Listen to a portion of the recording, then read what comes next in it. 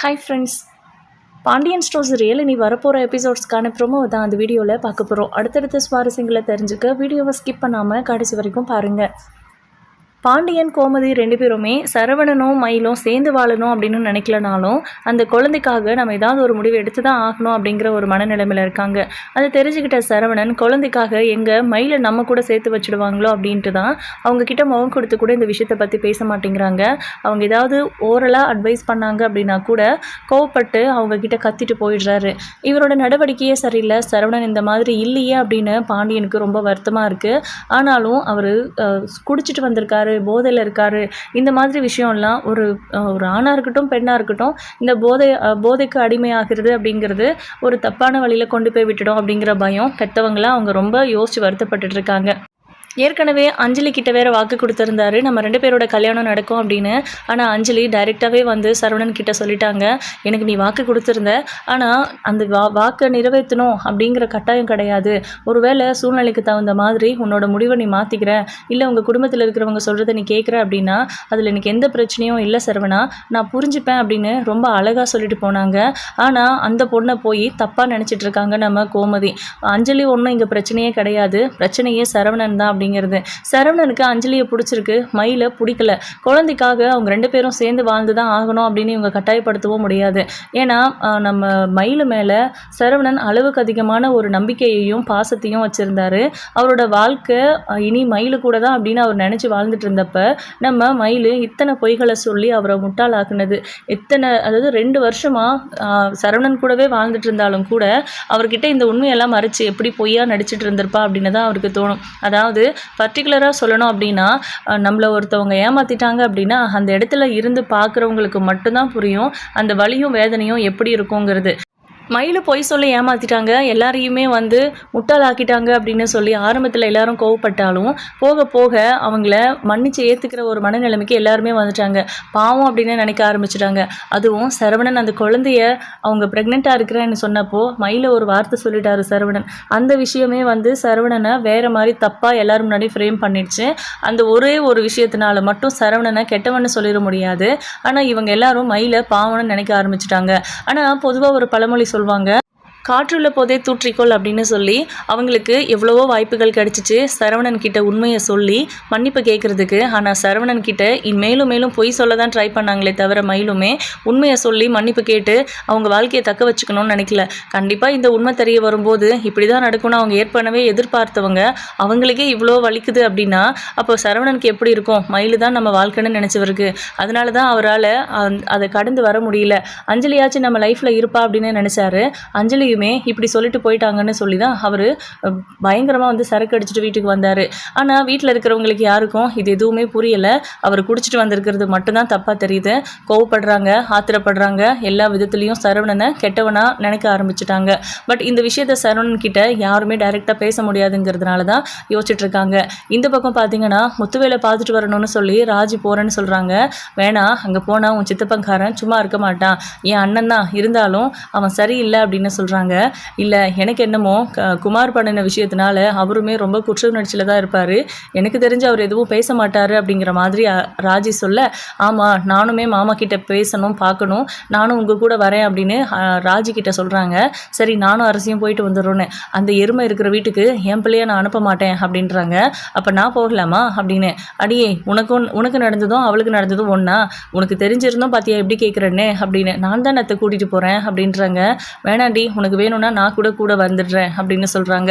சரி ஓகே அப்படின்னு சொல்லிட்டு இப்போ கோமதி ராஜி 2 பேருமே மறுபடியும் முத்துவேலை பார்க்குறதுக்காக அந்த வீட்டுக்கு போனால் அவர் அப்படியே கண் கலங்கி உட்காந்துட்டு இருக்காரு. என்னாச்சு, ஏன் அண்ணன் இப்படி இருக்குது அப்படின்னு கோமதி போக போக கேட்குறாங்க. ஒன்றும் இல்லை அப்படின்னு சமாளிக்கிறாங்க. கதிருக்கு என்னால் எவ்வளோ கஷ்டம், அவன் எனக்கு உதவி பண்ணணும்னு நினச்சான், ஆனால் அவனுக்கு நான் எவ்வளோ பெரிய கஷ்டத்தை தேடி கொடுத்துருக்கேன், இந்த உலகமே அப்படி தான் இருக்குது, என்ன பண்ணுறது, நல்லவனுக்கு காலமே இல்லை அப்படின்லாம் சொல்லிட்டு இருக்காங்க. அதெல்லாம் ஒன்றும் இல்லை, நல்லவனை கடவுள் சோதிச்சு பார்ப்பாரு, ஆனால் கைவிட்டுற மாட்டார், நீங்கள் ஒன்றும் கவலைப்படாதீங்க அப்படின்னு அவங்களுக்கு ஆறுதல் சொல்கிறதும் இல்லாமல், இனிமேல் நீங்கள் இதை பற்றியெல்லாம் எதுவுமே யோசிக்கக்கூடாது, உங்கள் உடம்பை சரி பண்ணிக்கோங்கன்னு, நீங்கள் தனியாக எங்கேயுமே வெளியில் போகாதீங்க, யார் என்ன சொன்னாலும் பரவாயில்லை, இனிமேல் நீங்கள் எங்கே போனாலும் கதிரை கூட கூட்டிகிட்டு போங்க, நான் சொல்கிறேன் அவன்கிட்ட அப்படின்னு சொல்லி தைரியம் சொல்லிட்டு இருக்காங்க. ஏன் இங்கே வீட்டில் யாரும் இல்லையா அப்படின்னு கேட்குறாரு சக்தி. உடனே பாசம் இருக்கிறவங்க மாதிரி கூட்டிகிட்டு போவீங்க, அதுக்கப்புறம் பிடிச்சி தள்ளி விட்டுட்டு கதிர் மேலே பழிய போடுவீங்க. அதுக்கு கதிரே கூட்டிகிட்டு வரட்டும், நீங்கள் அதில் தலையிடாமல் இருந்தால் நல்லாயிருக்கும். கதிர்க்கு இல்லாத அக்கறையாக உங்களுக்கு இருந்துட போகுது அப்படின்றாங்க. என் அண்ணன் மேலே எனக்கு இல்லாத அக்கறை உங்களுக்கெல்லாம் இருக்குதா அப்படின்னு கேட்குறாரு. சக்தி, உன் அக்கறையையும் பாசத்தையும் யாரும் இங்கே குறை சொல்லலை. நீயும் என் கூட சுற்றிட்டு இருந்தா நம்ம பிஸ்னஸ்லாம் யார் பார்க்குறது அப்படின்றாங்க. ஏன் உங்கள் மருமகன் கதிர்க்கு பிஸ்னஸ்லாம் எதுவும் கிடையாதா அப்படின்னு. அதெல்லாம் நான் பேசிட்டேன், நான் பார்த்துக்கிறேன்னு சொல்லிட்டாப்புல. என் உடம்புல என்னென்ன பிரச்சனை, எப்போ என்னென்ன ட்ரீட்மெண்ட் கொடுக்கணும் அப்படிங்கிறத பற்றியெல்லாம் டாக்டர் கதிர்கிட்ட தான் சொல்லியிருக்கிறாரு. அப்போது கதிர் தானே என் கூட இந்த ட்ரீட்மெண்ட் முடிகிற வரைக்கும் வரணும் அப்படின்றாங்க. அண்ணே, இந்த சர்ஜரிக்கு திரும்ப ஹாஸ்பிட்டலுக்கு போகணும்லாம் ஒன்றும் இல்லைண்ணே அப்படின்றாங்க. வரணும்னு தான் சொல்லியிருக்காங்கடா, ரொம்ப சிவியராக இருந்துச்சு அப்படிங்கிற மாதிரி சொல்கிறாங்க.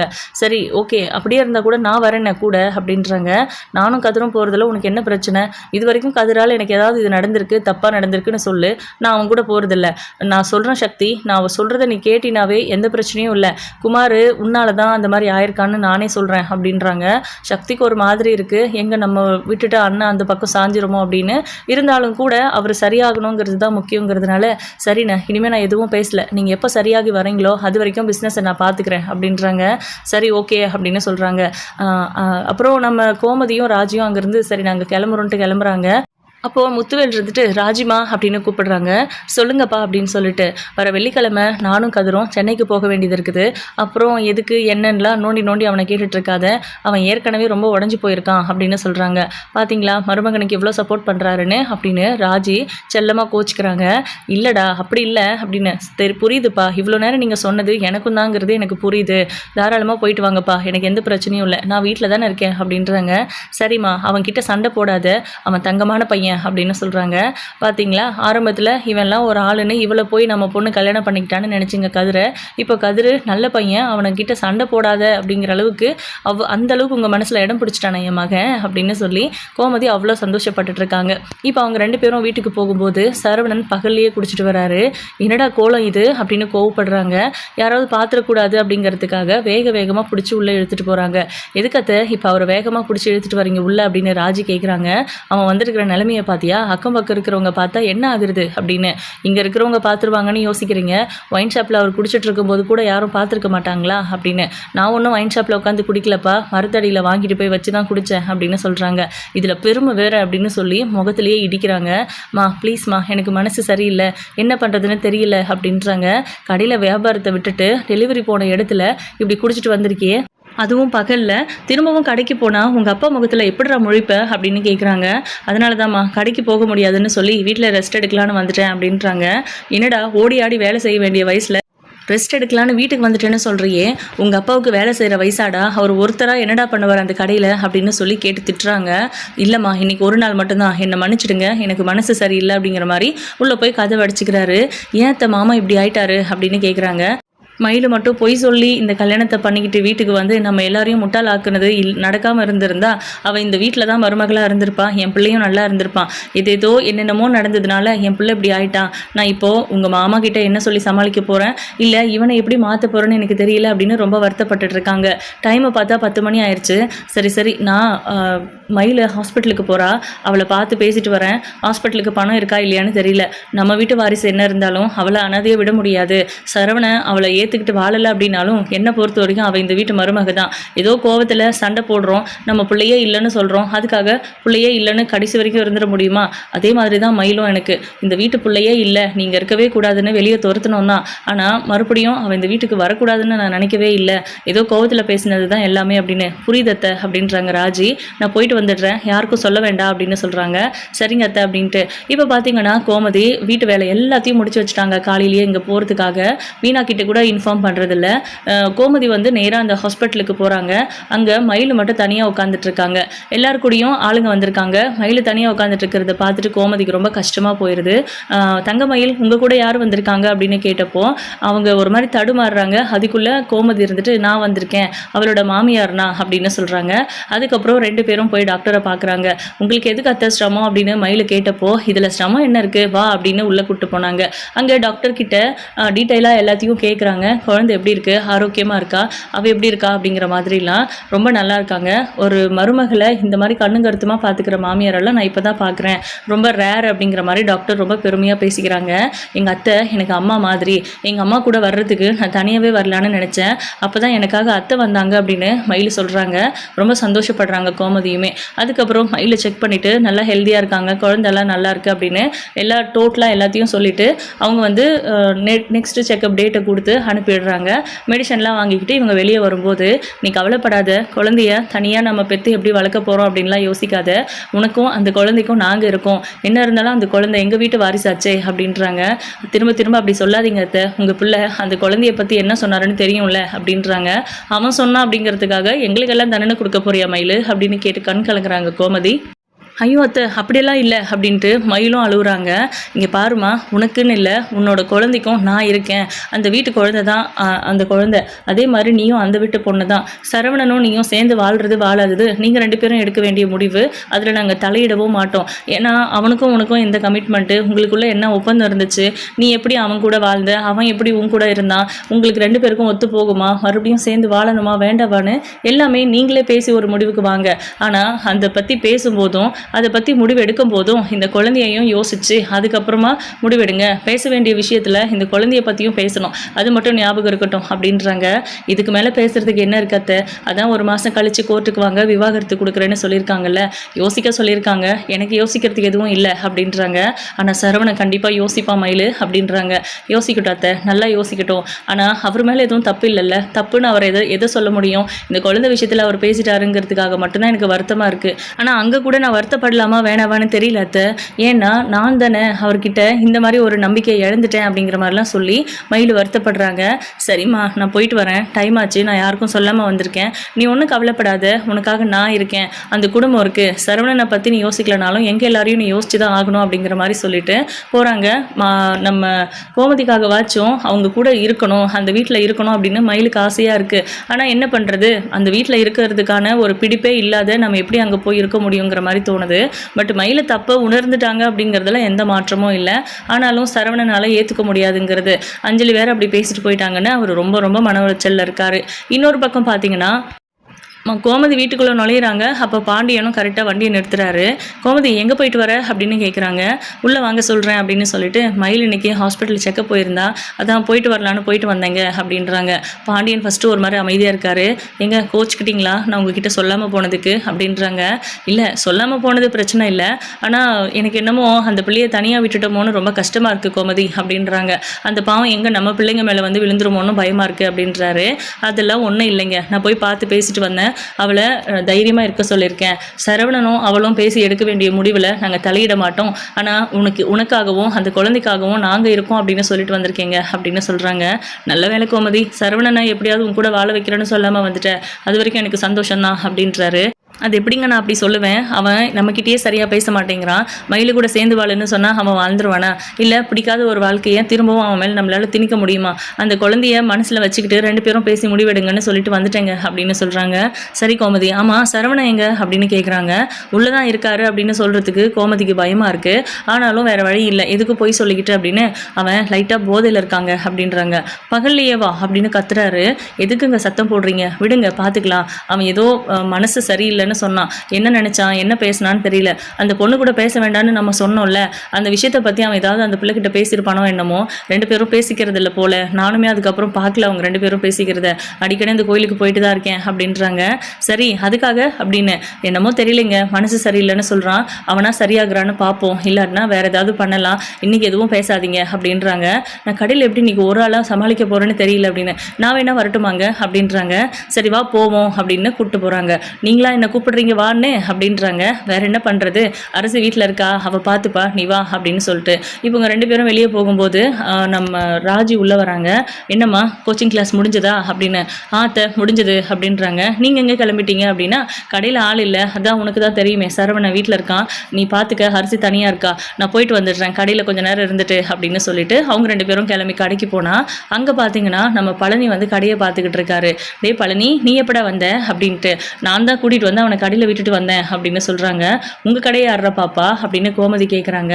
அதுக்காக மச்சான் கடையை விட்டுற முடியுமா என்ன, அங்கே தான் சுகன்யா இருக்கால்ல அப்படின்னு சொல்கிறாங்க. அதுக்கப்புறம் அந்த லட்டு இந்த ஸ்வீட்லாம் எடுத்துகிட்டு வந்தாங்கல்ல, அந்த பையன் கார்த்திகேயன் வராரு. அவர் வந்த உடனே பரவாயில்ல தம்பி எல்லாமே வித்துருச்சு, நானே ஃபோன் பண்ணலான்னு இருந்தேன், கொஞ்சம் டென்ஷனில் மறந்துட்டேன் அப்படின்னு. பரவாயில்ல சார், அதான் நான் எடுத்துகிட்டு வந்துட்டேனே அப்படின்னு சொல்லி எல்லாத்தையும் எடுத்துகிட்டு வந்து மறுபடியும் அடுக்கி வைக்கிறாங்க. என்னங்க இது அப்படின்னு நம்ம கோமதி கேட்குறாங்க. அப்போ விலாவரியாக எல்லாத்தையும் அவங்க சொல்கிறாங்க. அவர் பேசுகிறது, மரியாதையாக நடந்துக்கிறது, அவரோட இந்த தொழில் நேக்கு ப்ளஸ் அந்த ஆர்வம், இந்த இப்போவே இந்த சின்ன வயசுலேயே இவ்வளோ அழகாக பொறுப்பான ஒரு பையனாக இருக்காரு அப்படிங்கிற மாதிரி first impression is the best அப்படின்னு சொல்லுவாங்கல்ல, அது போல் கோமதிக்கு அப்படியே பிடிச்சிருச்சு. அப்படியே மைண்டில் அரசி கூட கல்யாணம் அவருக்கு நடக்கிற மாதிரி அவங்களுக்கு தோணுது. என்னது ஆரம்பத்திலே நமக்கு இப்படி தோணுது அப்படிங்கிற மாதிரி யோசிச்சுட்டு அதுலேருந்து வெளியே வந்துடுறாங்க. இருந்தாலும் கார்த்திகேயனை அந்த அளவுக்கு நம்ம கோமதிக்கு பிடிச்சிருச்சு அப்படிங்கிறது தான். என்னக்கா அந்த பையனவே பார்த்துட்ருக்குறீங்க அப்படின்னு கேட்குறாங்க பழனி.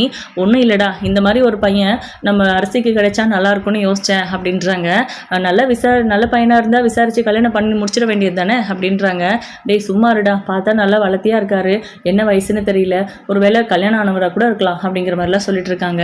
சரி விதி எங்கே முடிச்சு போட்டிருக்கோ அங்கே தானே நடக்கும் அப்படின்னு சொல்லிட்டு பழனி அங்கேருந்து போயிடுறாரு. கொஞ்ச நேரம் ரெண்டு பேரும் வியாபாரம் பார்த்துட்டு இருக்காங்க. இந்த பக்கம் பார்த்தீங்கன்னா கதிருக்கு முத்துவேலை பார்க்கணுன்னு தோணுது. ஆனால் வீட்டுக்கு போனால் ஏதாவது சொல்லுவாங்க, அதனால் அவர் தான் பாதிக்கப்படுவார் அப்படின்னு யோசிச்சுட்டு முத்துவேலுக்கு கால் பண்ணுறாங்க. நம்ம வடிவு தான் வந்து ஃபோனை எடுத்து கொடுக்குறாங்க. கதிர் தான் ஃபோன் பண்ணுறாரு அப்படின்னு சொல்லி, மாமா உங்களுக்கு ஞாபகம் இருக்கா வெள்ளிக்கிழமை ஹாஸ்பிட்டலில் போனோம் அப்படின்ட்டு. போகலாம், நானும் ரெடியாக தான் இருக்கேன், ஆனால் ராஜிக்கிட்ட சொல்லிட்டியா அப்படின்னு கேட்குறாங்க. இன்னும் இல்லை, சொல்லணும், ஆனால் என்ன காரணம் சொல்கிறதுன்னு தான் தெரியல அப்படின்னு. அவகிட்ட நான் சொல்லிட்டேன், உனக்கு அந்த பிரச்சனையே வேண்டாம், வெள்ளிக்கிழமை ஹாஸ்பிட்டலில் போக போகிறோம், கதிரை எதுவும் நீ தோண்டி கேள்வி கேட்டுட்டு இருக்காத, அவன் என் கூட வரப்போகிறான் அப்படின்ற மாதிரி சொல்லிட்டேன் அப்படின்றாங்க. சரி ஓகே அப்படின்னு சொல்லிட்டு சரவணனோட வாழ்க்கையை இப்படியே விட முடியாது, அவனுக்கு ஏதாவது ஒரு விஷயத்த ஸ்ட்ராங்காக பண்ணி கொடுக்கணும். கடையில் அவனால் கான்சன்ட்ரேட் பண்ண முடியல, வேறு ஏதாவது வேலைக்கு போகிற மாதிரி அவனை ரெடி பண்ணி விடலாம், ஏதாவது கவர்மெண்ட் ஜாப் ரெடி பண்ண முடியுமான்னு பார்க்கலாம். அவன் நல்ல மூடில் இருக்கும்போது மேற்படி ஏதாவது எக்ஸாம் எழுதுறதுக்கு அவனை தயார்படுத்திக்க சொல்லி அவங்ககிட்ட பேசுக்கோமதி அப்படின்னு பாண்டியன் சொல்லிட்டு இருக்காரு. அடுத்த நாள் காலையில் பார்த்தீங்கன்னா சரவணன் ரொம்ப நீட்டாக எந்திரிச்சு குளிச்சு முடிச்சுட்டு கடைக்கு போயிடுறாரு. பாண்டியன் போகிறதுக்கு முன்னாடியே கடைக்கு போகிறதுக்கு முன்னாடி அந்த பேகு சாவி எல்லாம் கேட்கும்போது சரவணன் காலையிலேயே போயிட்டான் அப்படிங்கிற மாதிரி கோமதி சொல்கிறாங்க. ஓ நேற்று நடந்ததுக்கு நான் எங்கே சத்தம் போட போகிறேன்னு முன்னாடியே போயிட்டானா அப்படின்னு அவர் கிளம்பி அங்கே கடைக்கு போகிறாரு. அப்பா மன்னிச்சிருங்கப்பா, கடையில் எல்லா வேலையும் முடிச்சுட்டேன், டெலிவரி எடுத்துகிட்டு போகிறேன், நீங்கள் வந்த உடனே போகலான்னு இருந்தேன் அப்படின்னு கிளம்புறாரு. டே இருடா அப்படின்னு, அப்பா முடிச்சுட்டு வந்து பேசுகிறேன்ப்பா அப்படின்னு பயந்துக்கிட்டு ஓடிடுறாரு. பாண்டியனுக்கு ஒரு மாதிரி பெருமையாகவும் இருக்குது, தப்பு பண்ணிட்டா அப்பா முகத்தில் எப்படி முடிக்கிறது அப்படின்னு அவங்க பயப்படுறாங்க. இந்த பயமே அவங்கள ஒரு நல்ல இடத்துக்கு கொண்டு போயிடும். கண்டிப்பாக அவங்க தப்பு பண்ணுறதுக்கு முன்னாடி நம்மளை யோசிப்பாங்க அப்படிங்கிற மாதிரிலாம். அதுக்கப்புறம் நம்ம சரவணன் வந்து இப்போ டெலிவரி கொடுக்க போகிற இடம் எதுனா நம்ம மயில் வேலை செய்கிற அதே வீடு. அங்கே போனால் காலிங் பெல் தட்டின உடனே மயில் தான் வெளியே வராங்க. என்ன வேணும் அப்படின்னு மயில் கேட்குறாங்க. டெலிவரி பொருளுக்கு ஆர்டர் பண்ணியிருந்தாங்க அப்படின்னு சொல்கிறாங்க. ஒரு நிமிஷம் அப்படின்னு சொல்லிட்டு மயிலோட கண்ணுலேயோ அவங்களோட நடவடிக்கையிலையோ எந்த ஒரு சின்ன தடுமாற்றம் கூட இல்லை, ரொம்ப தெளிவாக இருக்காங்க. அது சரவணனுக்கு நல்லாவே புரியுது. அவங்க அந்த திங்ஸ் எல்லாம் உள்ளே வச்சுருங்க கேட்குறாங்க, கொடுங்க அப்படின்னு சொல்லி, இல்லை நானே உள்ளே வச்சிடுறேன், நீ தூக்கக்கூடாதுல்ல அப்படின்றாங்க. ஓகே தேங்க்யூ அப்படின்னு சொல்லிட்டு இப்போ சரவணன் உள்ளே எடுத்துகிட்டு போய் வைக்கிறாரு. வச்சுட்டு பணம் கேட்குறாரு. பணம் எனக்கு இந்த டெலிவரி வர்றதே தெரியாது, பணம் என்கிட்ட கேட்டால் எப்படி, ஓனர்கிட்ட தான் கேட்கணும் அப்படின்றாங்க. சரி ஓகே அப்போ நான் அந்த அக்கா கிட்ட வாங்கிக்கிறேன் அப்படின்னு சொல்லி சரவணன் போகிறாரு. அவர் வந்து அந்த ஃபோன் சாவி ரெண்டையும் அங்கே டேபிளில் வச்சுட்டாரு. அதை கொடுக்கறதுக்காக என்னங்க அப்படின்னு சொல்லிட்டு ஒரு ஸ்டெப்பு முன்னாடி வராங்க. அங்கே எதிரில் இருக்கிற அந்த மேட்டில் காலை வச்சு ஸ்லிப் ஆகி கீழே விழுந்துடுறாங்க. நல்லா தலையிலையும் அடிபட்டுருச்சு, காலு ஃப்ராக்சர் மாதிரின்னு தெரியல, எந்திரிக்கவே முடியல. ப்ரெக்னெண்ட்டாக வேறு இருக்காங்க அப்படின்னு பயந்துக்கிட்டு சரவணன் தூக்கிட்டு அவரோட வண்டியில் உட்கார வைக்க முடியலன்னு ஆம்புலன்ஸுக்கு கால் பண்ணி உடனே ஹாஸ்பிட்டலுக்கு கூப்பிட்டு போகிறாரு. இப்படி ஒரு விஷயம் இங்கே நடக்கும் அப்படின்னு கொஞ்சம் கூட எக்ஸ்பெக்ட் பண்ணவே இல்லை. மயிலுக்கு என்ன ஆச்சு ஏது அப்படின்னு அவரால் புரிஞ்சுக்கவும் முடியல. ப்ரெக்னெண்ட்டாக இருக்காங்க, இப்படி ஒரு இன்சிடென்ட் நடந்துருச்சு அப்படின்னு தான் அவருக்கு பதற்றமாக இருக்குது. இப்போ ஹாஸ்பிட்டலில் அட்மிட் பண்ணிவிட்டு கோமதிக்கு மட்டும் கால் பண்ணி இந்த விஷயத்தை பற்றி இன்ஃபார்ம் பண்ணிடுறாங்க. இப்போ ஹாஸ்பிட்டலில் இருந்துட்டு ப்ரெக்னெண்ட்டாக இருக்காங்களா அப்படின்னு கேட்குறாங்க. ஆமாம் அப்படின்னு. மயில் வந்து கொஞ்சம் நேரம் மயக்கம்லாம் இல்லாமல் தான் இருந்தாங்க. ஆம்புலன்ஸில் வரும்போது கூட கொஞ்சம் தூரம் வந்ததுக்கப்புறம் தான் மயங்கிட்டாங்க. அதுக்கப்புறம் கண்ணே முழிக்கலை, என்னமோ ஏதோ ஒன்று பதற்றமாக இருக்குது டாக்டர், அவள் ப்ரெக்னெண்ட்டாக இருக்கா அப்படின்னு. ஆமாம் இவங்க உங்களுக்கு என்ன வேணும் அப்படின்னு கேட்குறாங்க. சரவணன் ஃபஸ்ட்டு கொஞ்சம் நேரம் யோசிச்சுட்டு இவ என்னோட ஒய்ஃபு அப்படின்னு சொல்கிறாங்க. இந்த விஷயம் தெரிஞ்சு கோமதி மீனான்ட்டு எல்லாருமே கிளம்பி ஹாஸ்பிட்டலுக்கு வந்துட்டுருக்காங்க. ஆனால் நம்ம மயிலோட வீட்டில் இருக்கிறவங்களுக்கு மட்டும் இன்னும் இன்ஃபார்ம் பண்ணலை. மயிலுக்கு எதுவும் ஆகிற மாதிரியோ இல்லை அபார்ட் ஆகிற மாதிரியோலாம் வராது. பட் இதுக்கப்புறம் மயிலு சரவணன் 2 பேரும் பேசிக்கிறதுக்கான வாய்ப்புகள், மயிலு மேலே ஒரு நல்ல எண்ணங்கள் சரவணனுக்கு வர்றது, இந்த மாதிரி பாசிட்டிவான கதை வரப்போகுதா என்னங்கிறத வெயிட் பண்ணி பார்க்கலாம். உங்களோட கருத்துக்களை கமெண்ட் பண்ணுங்கள். இந்த வீடியோ பிடிச்சிருந்தா ஒரு லைக் கொடுங்க.